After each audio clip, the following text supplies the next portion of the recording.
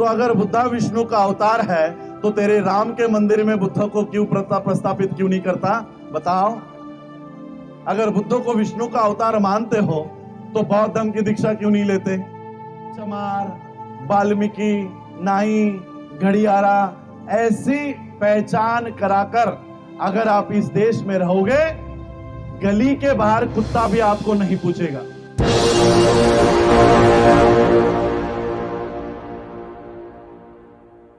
पूरे साल भर में भारत के मंदिरों में भी इतना पैसा नहीं पड़ता होगा जितना एक दिन में हम बाबा साहब के लिए मनाने के लिए उड़ा देते हैं। सोचिए, ऐसे लोगों को दलित बनाया है। आप दलित हो, जो लोग बाबा साहब को अभिवादन करने के लिए एक दिन में 2100 करोड़ रुपया खर्च करते हैं, क्या वो लोग दलित हैं? ये तो आपका मानसिक खच्चीकरण करने के लिए आपको दलित बताते हैं। आप दलित हो, आप कुछ कर नहीं पाओगे। आप दलित हो, पिछड़े हो, दबे हुए हो, कुचले हुए हो। अरे आप लोग दलित नहीं हो। बाबा साहब ने आपको इस दलित मानसिकता से बाहर निकाला है।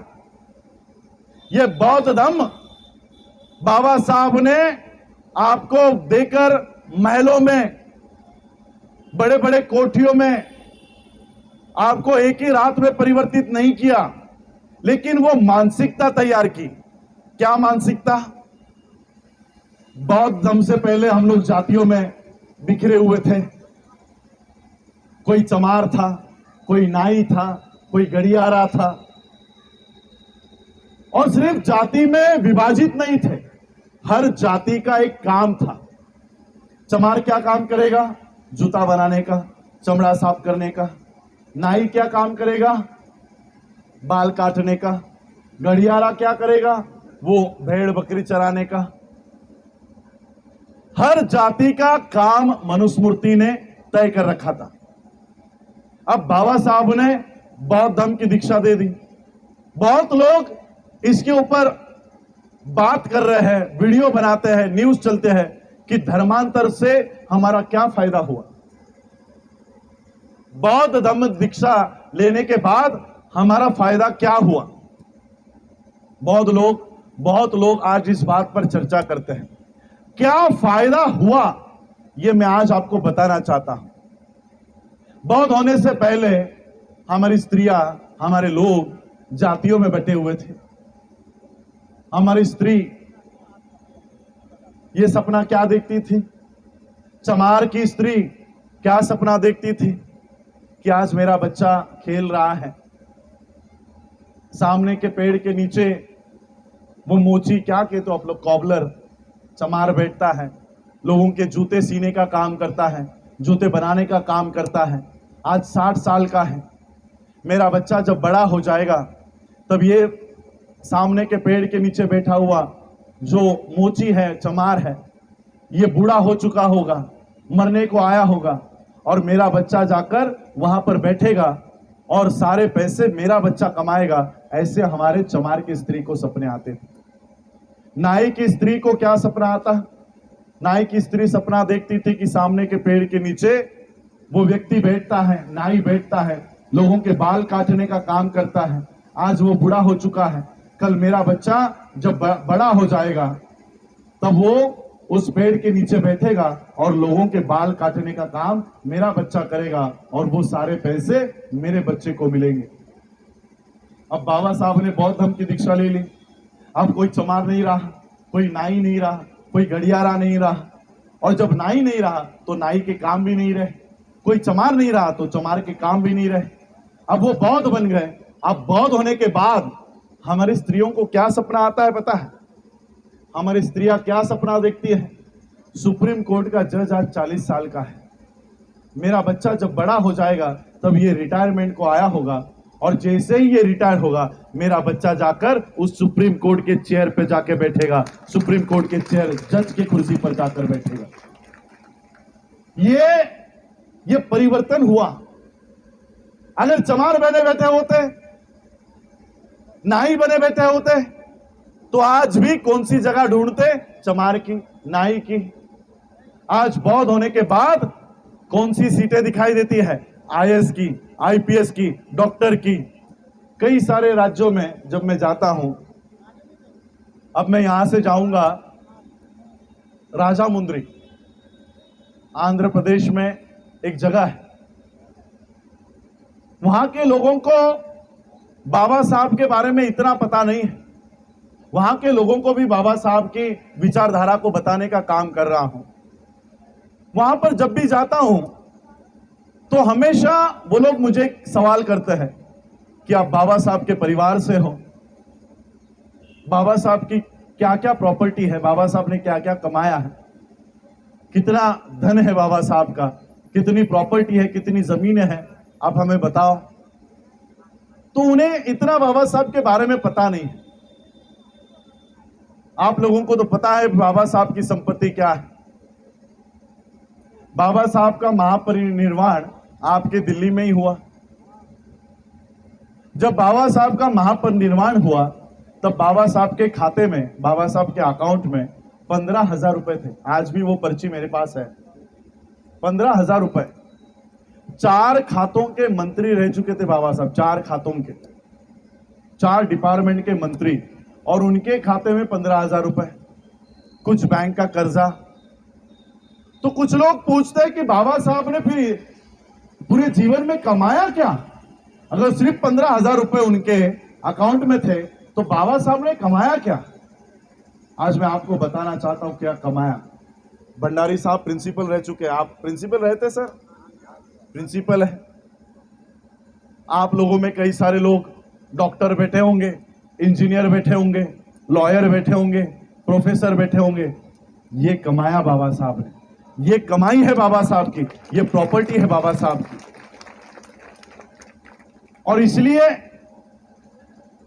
वैसे तो मैंने कभी अपने परिवार के लोगों से अपना हिस्सेदारी नहीं मांगी कि मुझे राजगृह का एक कमरा दे दो या सिद्धार्थ कॉलेज का एक कॉलेज मुझे दे दो, क्योंकि मैं उसको बाबा साहब की संपत्ति नहीं मानता। बाबा साहब की संपत्ति राजगृह, सिद्धार्थ कॉलेज, मिलिंद कॉलेज या आपका अंबेडकर भवन ये नहीं है। बाबा साहब की संपत्ति आप लोग हो। ये है बाबा साहब की असली प्रॉपर्टी, और इस प्रॉपर्टी में से मैं अपना हिस्सा लेने के लिए आया हूं, अपना हिस्सा लेने के लिए आया हूं। जो लोग मुझे साथ दे सकते हैं वो लोग मुझे साथ दो। बाबा साहब की इस बुद्धिस्ट मूवमेंट को आगे बढ़ाने के लिए जो लोग समय दे सकते हैं वो लोग समय दो।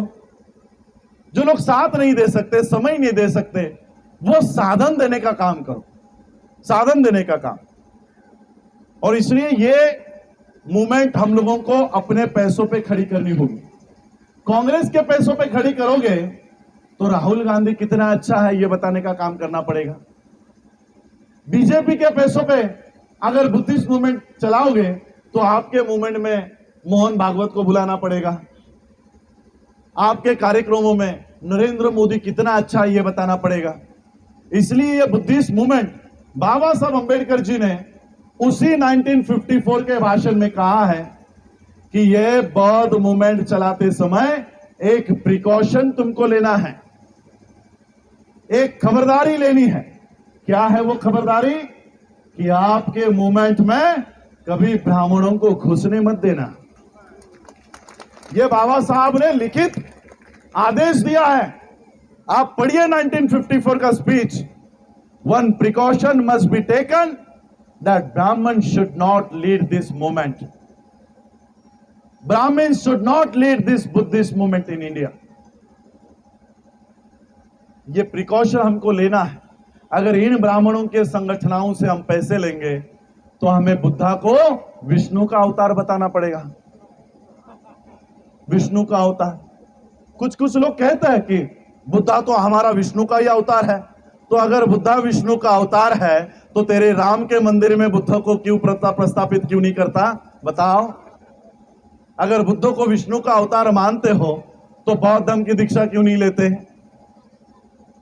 तो ये इस तरह के लोग आपके मूवमेंट में नहीं आने चाहिए।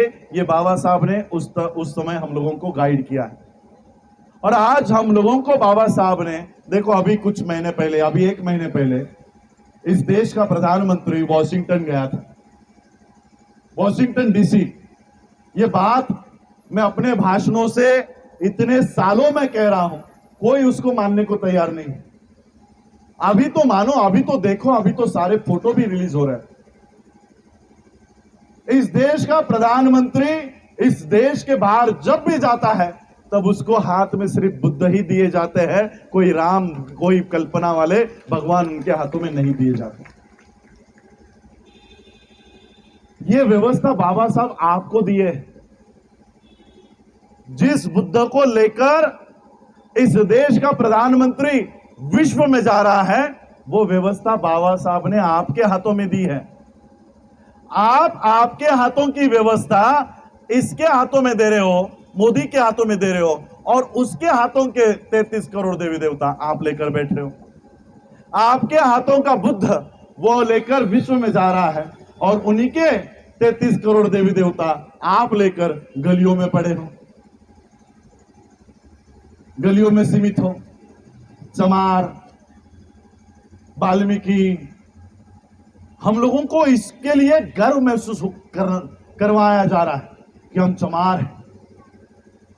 अब हम लोग सिर्फ चमार नहीं है, हम लोग कौन है? द ग्रेट चमार है, द ग्रेट चमार। वाल्मीकि अब सिर्फ वाल्मीकि नहीं रहा, वो द रॉयल वाल्मीकि हो गया है। अभी तू ग्रेट है तो मैं भी कम ग्रेट थोड़ी हूं, मैं भी रॉयल हूं। वो बोर्ड लगा रहे द रॉयल वाल्मीकि, चमारों के बोर्ड लग रहे हैं द ग्रेट चमार, और बाबा साहब का नाम भी लेते हैं, नाम बाबा साहब का, और घोषणा क्या दे रहे हैं? द ग्रेट चमार। चमार, वाल्मीकि, नाई, घड़ियारा, ऐसी पहचान कराकर अगर आप इस देश में रहोगे, गली के बाहर कुत्ता भी आपको नहीं पूछेगा, कोई कुत्ता भी आपको नहीं पूछेगा। इन आइडेंटिटी को, इन पहचानों को जिस दिन नष्ट करोगे और बौद्ध पहचान लेकर जाओगे, पूरा विश्व आपको सम्मान करेगा कि आओ मेरे देश में। आज मैं बौद्ध पहचान लेकर पूरे विश्व में जा रहा हूं। जिस वर्ल्ड फेलोशिप ऑफ बुद्धिस्ट की स्थापना में डॉक्टर बाबा साहब अंबेडकर थे, उस वर्ल्ड फेलोशिप ऑफ बुद्धिस्ट की आज 2021 में 128 देशों का संगठन, ये संगठन बन गया है, और उस संगठन का स्टैंडिंग कमिटी सेक्रेटरी के पद पर मैं काम कर रहा हूं। स्टैंडिंग कमिटी सेक्रेटरी 128 देशों का।